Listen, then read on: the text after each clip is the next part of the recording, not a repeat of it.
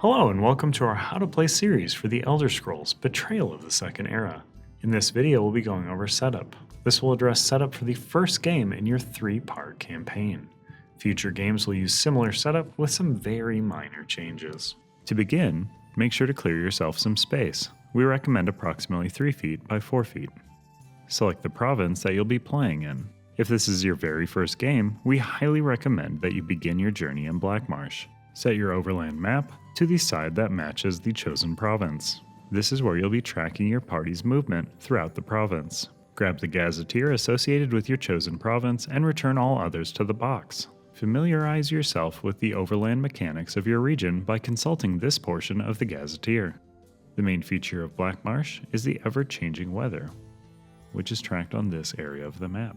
Set your 6 gold chips nearby. These are cash chips and will be used often during your adventure. Set your dice and chip trays, as well as your token container, in an area that is easily accessible. Separate out your attribute tokens, skill line tokens, and overland tokens. If you haven't built your character yet, I'd recommend taking a moment to check out our video on the subject. Return any attribute tokens that weren't used during character creation to the box.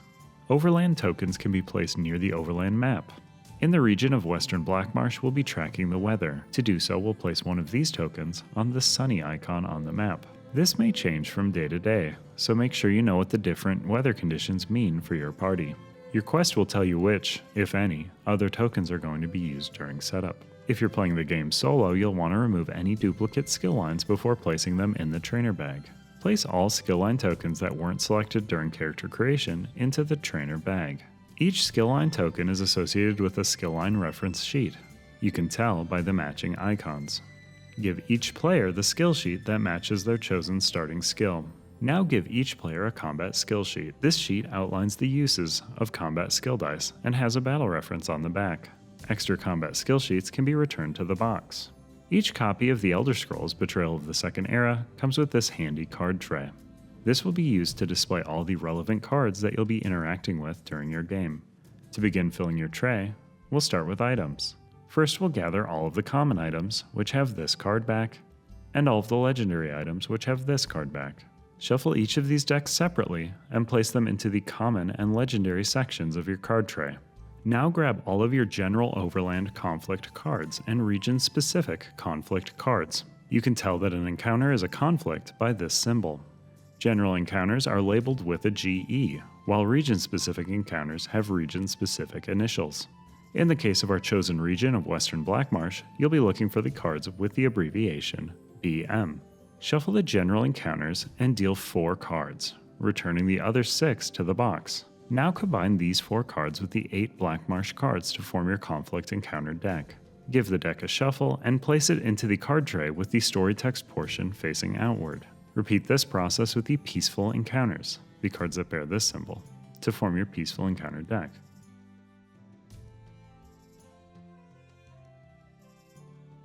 Next, you'll want to locate the longer, tarot-sized cards.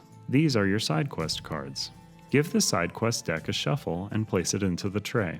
Next, we'll set up the Delve deck. Cards in the Delve deck can be distinguished by this card back. To create the Delve deck, you'll gather all of the general Delve cards marked with the abbreviation GE. Next, gather all of the Delve cards bearing the abbreviation of the province you've chosen. Remove all of the cards marked with SP. These cards are only used under special conditions. For example, in the Western Blackmarsh Gazetteer, it calls for the Submerged Chamber card to be set aside at the beginning of the play session. Now shuffle the general and province Delve cards together and place them into the designated slot. And finally, place all skill line reference sheets that weren't selected during character creation into the corresponding slot of your card tray. Place your card tray nearby in an easily accessible area, as you'll be drawing from it often. Now grab all of your Neoprene map tiles and sort them by shape. Set aside your large double-sided clash tile and your 5-hex entrance tile. The remaining tiles are your Delve tiles. Randomize each Delve tile stack face down and place them off to the side of your play space. If this is your first game, you'll want to choose a party leader. This is the person who will be responsible for recording the progress of the party.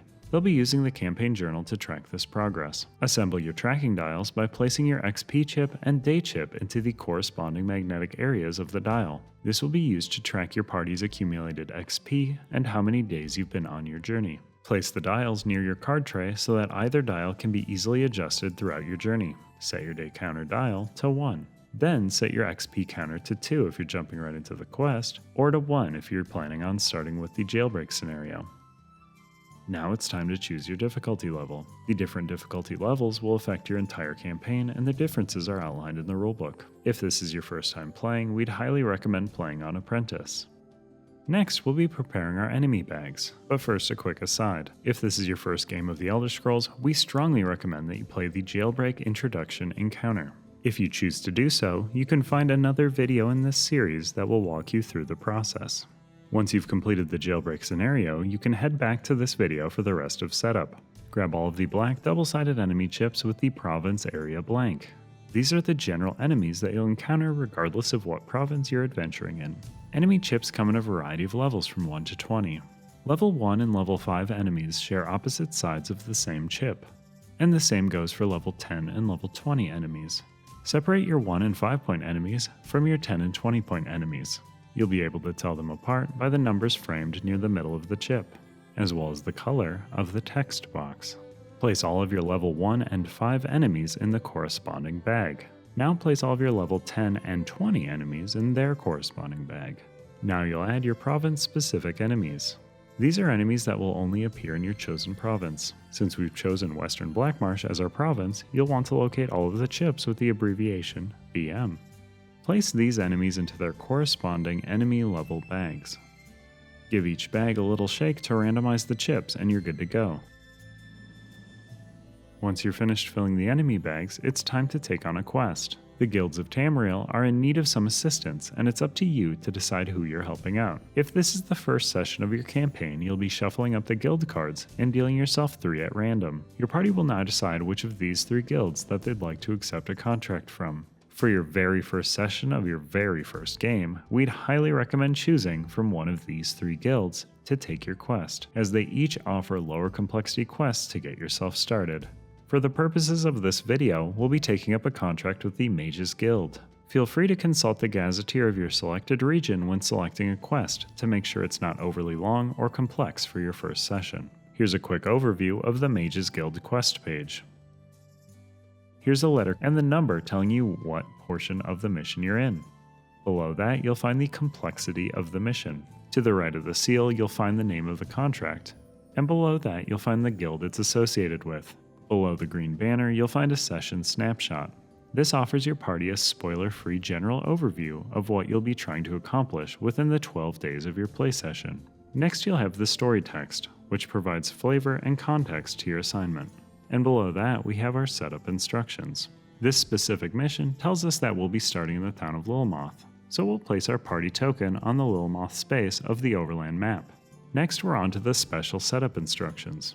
Based on what we just read in the story text, we know that our party is going to be tracking down some strange beasts for the first part of this session. To represent this, we'll place this token over the Stone Waste location on our overland map.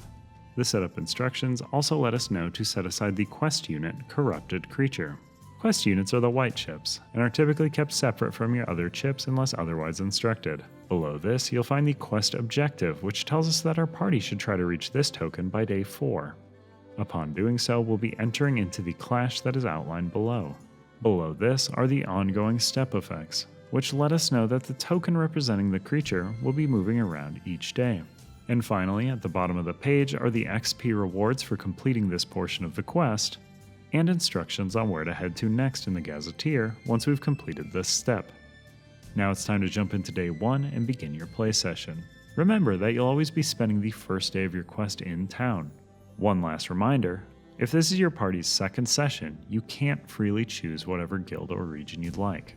Instead, you'll be selecting from one of the quest lines you were offered at the end of the previous session. And that concludes setup for the Elder Scrolls Betrayal of the Second Era. Thanks so much for watching this setup video. Make sure to check out the rest of the videos in this series so you can get to playing quickly and easily.